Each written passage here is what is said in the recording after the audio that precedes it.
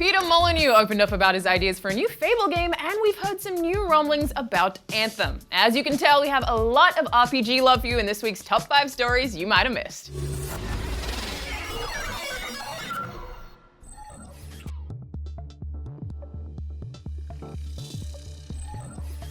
Number 5, I couldn't be more excited about a new Fable, you guys. And while we all probably have our own list of things we want to see in the action RPG, like for me, I really want the combat to be like the first game, just modernized. But we actually got Fable creator Peter Molyneux to weigh in on the rumored game. He told IGN, Fable's story hinted at a dramatic time before Fable 1 when the guild was founded. This would be a perfect setting for Fable 4, the land of Albion would be much more primitive, the magic much more attuned to nature, the combat much more brutal. The story would follow the founding members of the Heroes Guild, why it was set up. I love this. Wow, it's almost like he created the series or something.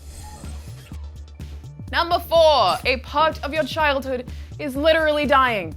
Toys R Us plans to close 182 stores in the United States, with a handful of those turned into co-branded Toys R Us and Babies R Us stores. In all seriousness, our hearts go out to everyone who's lost their jobs or been otherwise affected by these closures. It sucks.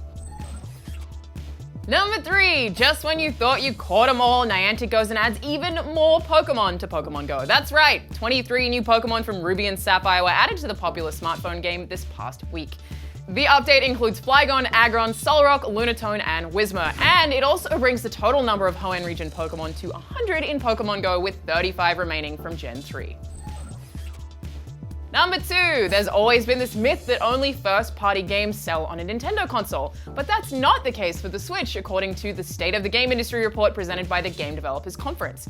A majority of respondents said they've seen average or above average game sales on Switch compared to other platforms, and only 16% of developers said they've seen below average. That's good news for everyone. And number 1, it doesn't sound like Anthem will arrive this year. Instead, a new Kotaku report states that the ambitious Bioware game is looking to release in early 2019. I'm going to be honest, this doesn't surprise me in the slightest. We really haven't seen much of it. But that's not all. It sounds like Bioware is behind Anthem in a big way, with majority of the company's Edmonton and Austin offices working on the online open-world action RPG. Good, Destiny needs some competition. Those are the top 5 stories you might have missed this week.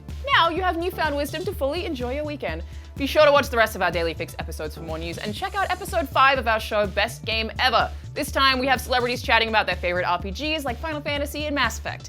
I hope somebody mentioned Dragon's Dogma, because if not, they're all, unfortunately, super wrong. Which is exactly how opinions work, don't at me. With that, I'm Alana Pierce, and I'll see you guys later.